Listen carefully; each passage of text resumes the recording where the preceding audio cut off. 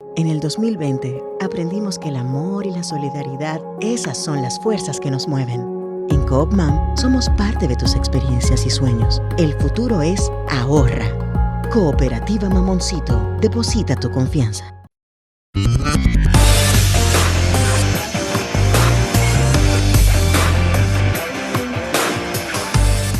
Desde la República Dominicana, señores, aquí estoy, Ivonne Ferreira, terminando la semana.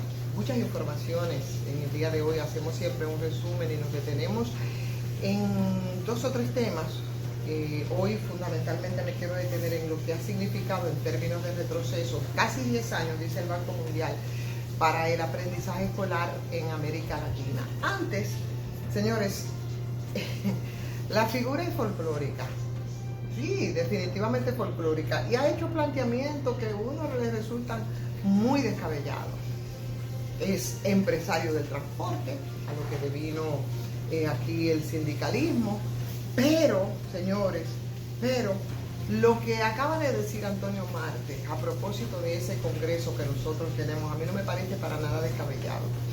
El senador por la provincia, Santiago Rodríguez, que fue en esa boleta por la fuerza del pueblo y creo que fue parte de las alianzas del Partido Revolucionario Moderno de manera coyuntural en las elecciones, tomando un turno desde su curul en el Senado de la República, hizo un pronunciamiento que a mí me parece de lo más interesante. Antonio Marte propuso la eliminación de ese organismo, también de la Cámara de Diputados, y que en lugar de esto, señores, nosotros se conforme un Congreso unicameral en el que esté integrado solo por 67 legisladores. Imagínense ustedes hasta qué punto llega la preocupación respecto a ese Congreso, que yo creo que siempre hemos tenido congresos que no cumplen como con las funciones que deberían de cumplir, que además de hacer leyes también tienen la responsabilidad de ser un fiscalizador. Pero cuando tú te encuentras congresistas que ellos en sí mismos se ven envueltos en escándalos como este congreso, como congresos pasados, entonces tú sabes que jamás han cumplido con el rol que les corresponde. Y una de las razones de la propuesta de Antonio Marte es precisamente por lo que había dicho el señor Tonti Rutiner Domínguez con su nueva provincia. Alguien veía que escribía ayer provincia Tonti o provincia Rutinel, planteando el gran ahorro que eso significaría para el país, en el convencimiento de que esos recursos podrían ser invertidos de manera más provechosa. Y yo estoy totalmente de acuerdo. Yo no sé si aquí lo que corresponde es la eliminación del Congreso. Yo no sé si nosotros podríamos apostar y cuáles serían los mecanismos para tener un Congreso unicameral. Lo que yo sí sé es todo lo que se traga, señores, ese Congreso y todos los beneficios que tienen al margen de la gente nuestros disques representantes, ¿no? Y mira que está hablando alguien que por ningún motivo y hasta de alguna manera ha justificado la estafa que significa el barrilito. Pero me parece que no es para nada descabellado, que por cierto, saldría perjudicado severamente con ese proyecto de ley, porque dice el que tiene listo para someter y ser discutido, trabajar la mitad de los recursos que el Estado entrega a los partidos políticos para que también hagan sus campañas. O sea que ahí habría que ver qué van a opinar algunos honorables. Yo me imagino que muchos se moverán y han dado un salto terrible, porque sabemos los beneficios que eso implica también, sobre todo con esos beneficios marginales, ¿no?, que tienen de manera aberrante muchos senadores y diputados. Pero con esta se le escapó a Antonio Marte, y yo lo tomo a bien desde la preocupación que implica a que tengamos más provincias, como ha sido la propuesta. Nosotros empecemos a reducir un Congreso que la verdad en muchos casos lo que hace es que llena de vergüenza. A veces a una le da la impresión que se convierte como una gran lavadora de dinero mal habido. Y no estoy haciendo especulaciones. Las experiencias están, y por mucho. Tema de hoy, señores, el tema de la libertad de expresión, difusión del pensamiento. El presidente Luis Abinader acaba de nombrar una comisión, creó una comisión consultiva. Con eso se pretende revisar todo lo que tiene que ver con el marco legal que ampara la ley del ejercicio de la libertad de prensa, la libertad de expresión, y lo hace en un momento en que por vía precisamente del Congreso de la República se canalizan más de un proyecto de ley que están metiendo algunas cuñas que resultan bastante peligrosas para lo que tiene que ver el ejercicio de la prensa, que siempre ha sido un estabilizador, ¿no?, en términos de la democracia. Sin una prensa independiente, sin una prensa que pueda actuar con niveles de libertad, es imposible que puedan preservarse, aun cuando en el caso de nosotros es bastante cuestionable esa democracia que exhibimos con tanto orgullo. La inclusión de penas que incluyen prisión, por ejemplo, contra los llamados delitos de la palabra, contempladas en ese proyecto, parece ser que va muy en contracorriente con las sentencias que han sido emitidas por el Tribunal Constitucional para brindar la libertad de expresión de esas mismas amenazas. Y con gran sentido de oportunidad, bueno, pues el presidente de la República decidió que iba nombró de hecho por decreto una comisión integrada por juristas, integrada por periodistas, que estaría destinada a fortalecer el marco jurídico de esa libertad. Lo que esperamos es que esto, que no es nuevo, porque creo que en el 2010, gobiernos de Leonel Fernández también se habían nombrado comisiones para hacer revisiones en esa misma dirección. Esto vaya a dormir también el sueño eterno, como ha ocurrido con la mentada comisión, con el informe que rindió, que me parece que fue de poner de mojiganga a mucha gente respecto a la transformación de la policía.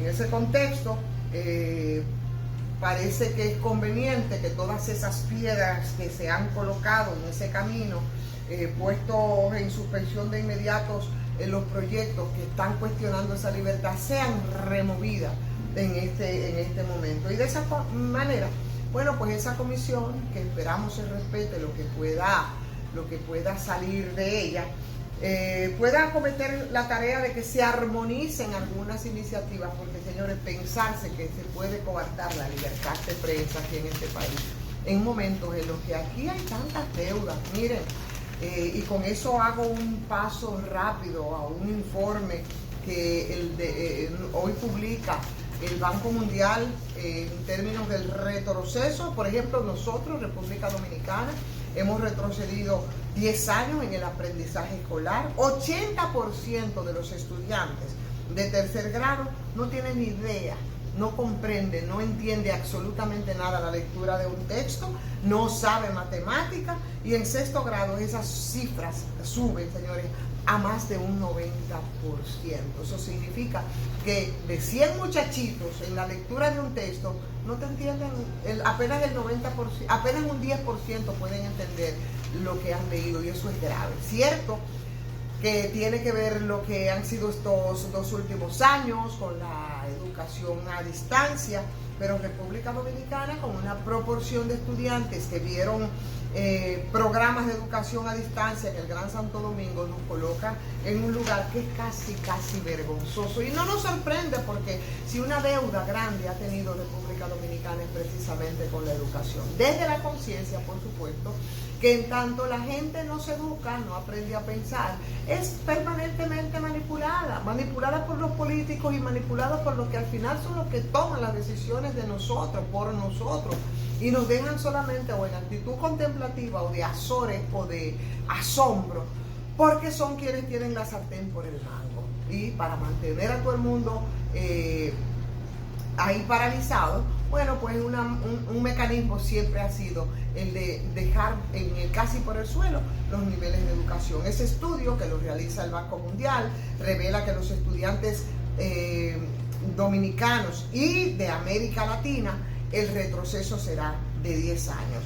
Pero además hay cifras que son para uno entruñarse, señores. Para el país, en los estudiantes de tercer grado, oigan esto, 7 de cada alumno, 7 de cada 10 muchachitos, 73%, estamos hablando, no alcanza el nivel mínimo de comprensión de lectura, con un promedio que apenas alcanza el 44%. En matemáticas, 8 de cada 10 de esos muchachitos en ese mismo nivel están por debajo del 80%, es decir, que el promedio los coloca en un 48%. Eso significa que nosotros estamos en el peor lugar que corresponde a partir de las mediciones que hace el Banco Mundial, y sabemos que se han hecho otras mediciones desde otros escenarios. Pero cuando los niños llegan a sexto grado, esos problemas que ustedes creen que mejoran, no, esos problemas de esos niños empeoran, porque el 98% de los colegios no comprenden las matemáticas de ese grado y siguen quedando por debajo nosotros del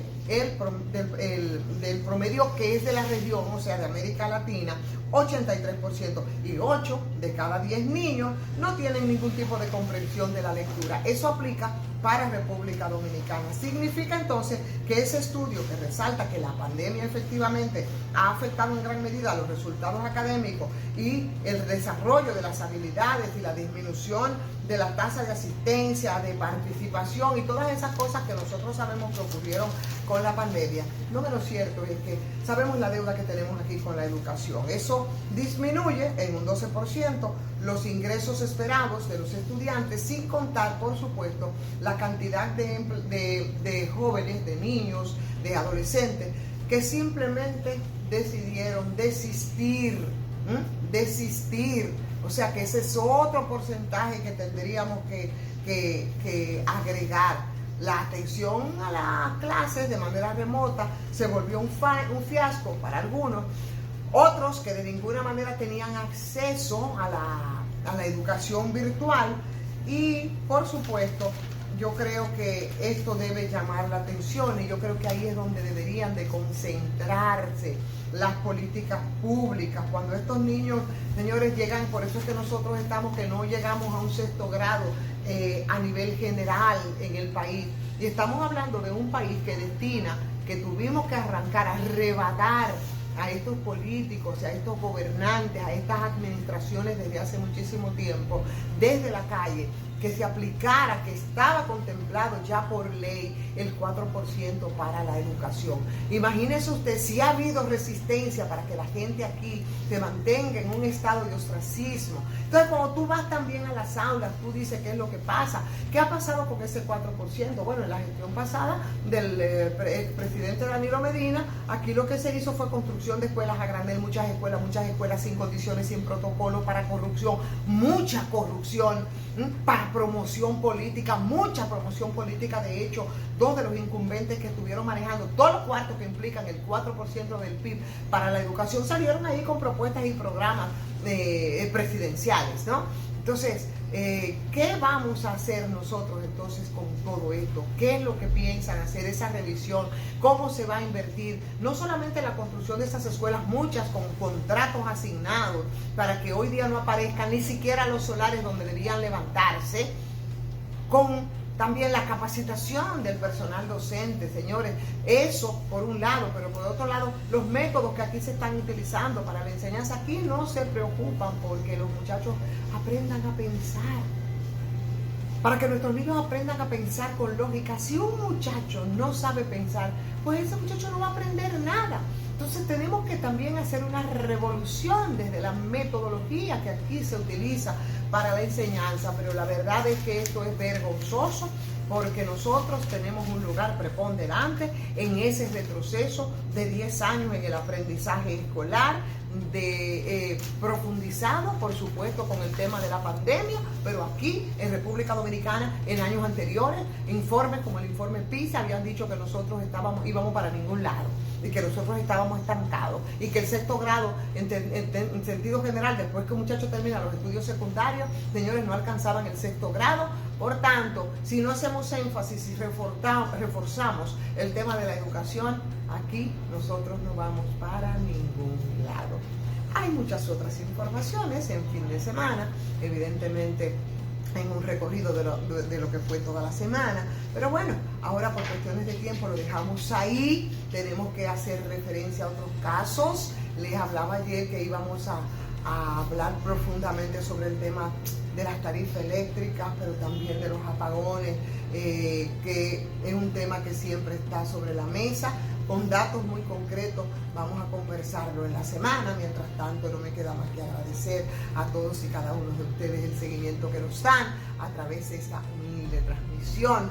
Compártanla con sus amigos, y de la cantidad que tenemos suscritos, usted lo sugiere por lo menos a una persona, pues yo creo que el avance y les dice que se suscriban, yo creo que nos posicionamos muchísimo mejor para mantenernos sólidos en este esfuerzo que hacemos cada día. Los que no se han suscrito, bueno, pues si nos están viendo, háganlo también a patreon.com. Soy Ivonne Ferreras.